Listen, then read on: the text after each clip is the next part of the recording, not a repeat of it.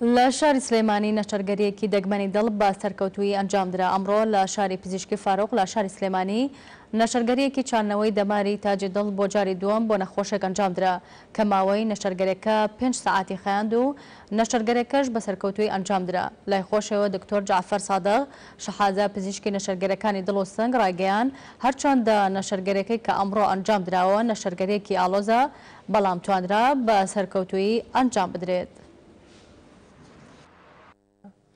پێشتر کێشەیەم هەبوو لە دڵمە چوومە هەندستان پێش ساڵێک و 5 مانگ نەشتەرگەری بۆ کردم بەڵام بەداخەوە نەشتەرگەریەکە سەرکەوتوو نەبوو.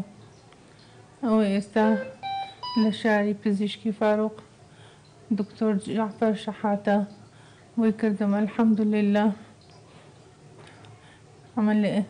عملیاتەکە سەرکەوتوو بوو. هیوادارم هیچ کەسێک ئەوەی کە بەسەر مناها بەسەر هیچ کەسی کە نەها نێت و نەچێتە هەندستان لە وڵاتی خۆمان لە شاری خۆمان دکتۆری چاک و خەستەخانەی باشمان هەیە بکرێت.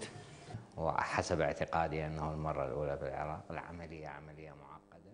نەشتەرگەریەکە پێویستی بە تیمێکی ڕاهێنراوە، پێویستی بە نەخۆشخانەیەکە لە ئاستێکی بەرزدا بێت، ئامێرێکی تەکنەلۆژیای پێشکەوتووی هەبێت کە ئەمانە لە شاری پزیشکی فاروق دابین کراون. سوينا هاي العملية لإحدى مريضاتنا اللي أجرت العملية.